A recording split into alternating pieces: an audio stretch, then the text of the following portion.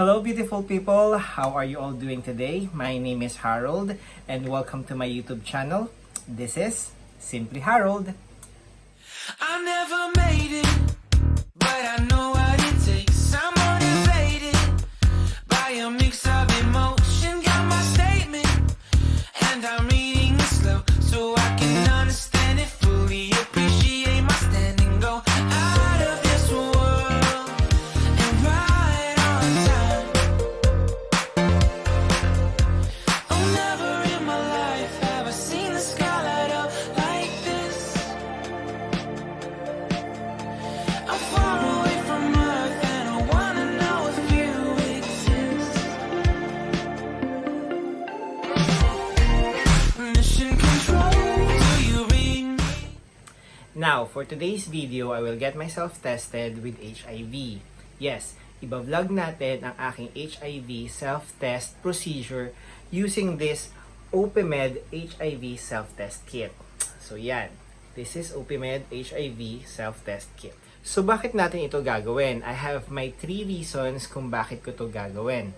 Number 1, get tested. I just want to get myself tested. Getting yourself tested with HIV is very beneficial, not just for you, but also for your family, for your partner, and for your community.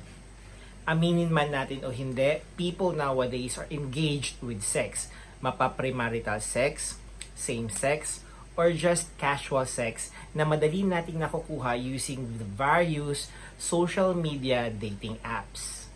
We all do sex. That's why getting tested with HIV regularly is very important. Para malaman mo na rin ang status mo, especially kung active ang sex life mo or kahit hindi naman active ang sex life mo. Pero hindi ko naman sinasabi na active ang sex life ko. Although yes, a year ago active ang sex life ko kasi nga may partner ako a year ago. So very active ang sex life ko noon. Plus, nag-engage din ako sa unprotected sex. And the last time that I get myself tested was nung naging part pa ako ng photoshoot ng front row, yung red capsule photoshoot ng front row noon, wherein naging part ako ng ambassadors of front row, the faces of front row. So ito yung pictures ng photoshoot namin na yon. So as ambassador ng front row, syempre kailangan namin magpa-test sa HIV. Now, ang tanong ko naman ngayon sa inyo is, when was the last time that you get yourself tested? O na-try mo na ba magpa-test ng HIV? Ngayon, kung hindi pa, ito ang second reason bakit ko ginagawa ang vlog na to.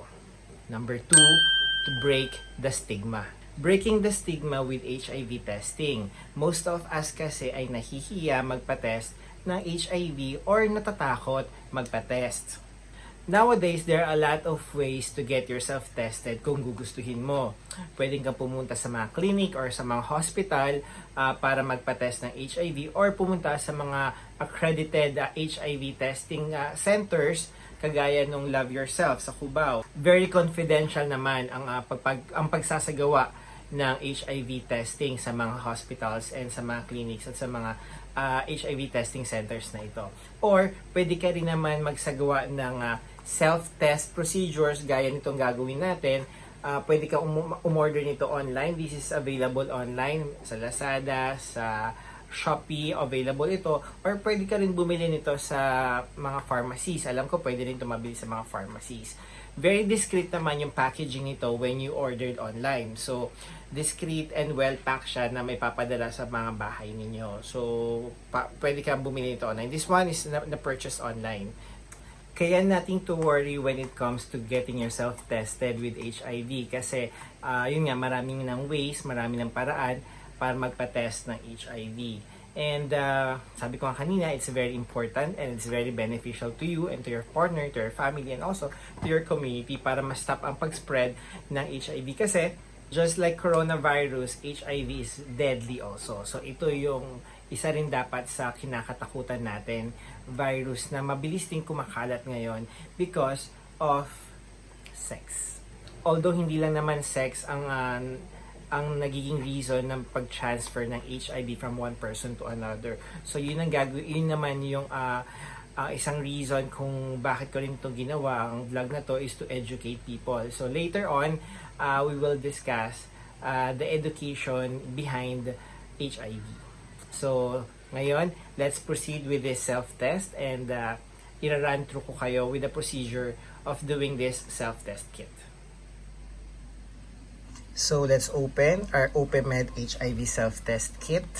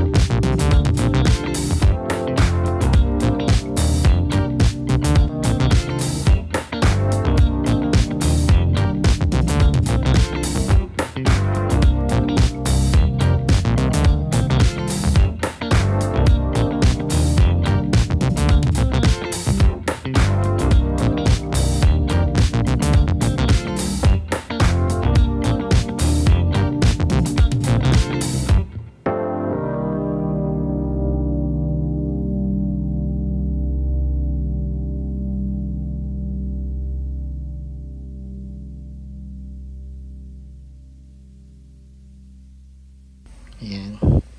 So, drop natin yung blood natin dito.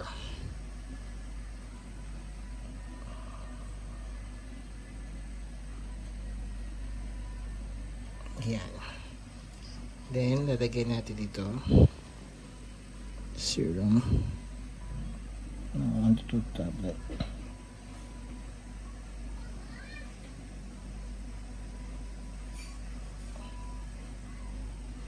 Ayan. So, ayan, ngayon, hihintayin natin ngayon yung result. Okay, so while we are waiting for the result, proceed muna tayo dun sa ating third reason why we're doing this. Okay, that is to educate. So, while we're waiting for the result, let us be educated muna sa HIV and AIDS. So, let's watch this video.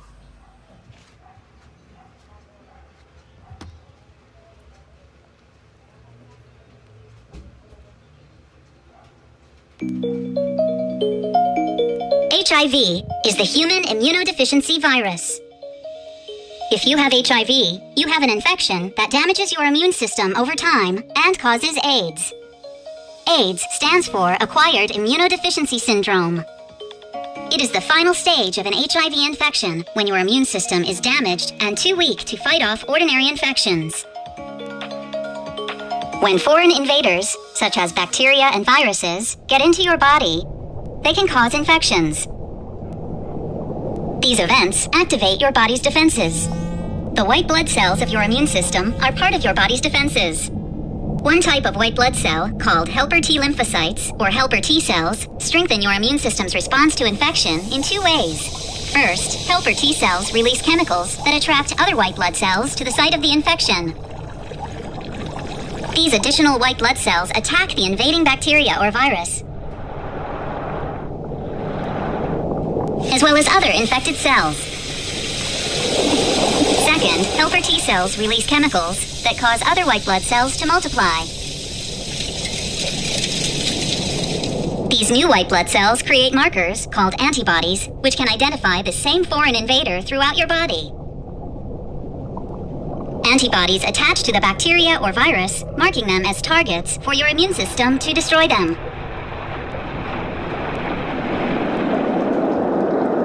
If you have HIV, it travels through your blood and other body fluids to infect and kill certain white blood cells. The virus enters helper T cells, which are the primary target. Once inside, the virus makes many copies of itself. As these virus particles are made, they leave the damaged helper T cell to infect other cells. The T cell loses its ability to protect the body from the ongoing infection and dies. In this way, HIV spreads and kills more of your helper T cells, weakening your immune system. As a result, other types of infections are able to take advantage of your body's inability to defend itself. These infections are called opportunistic infections.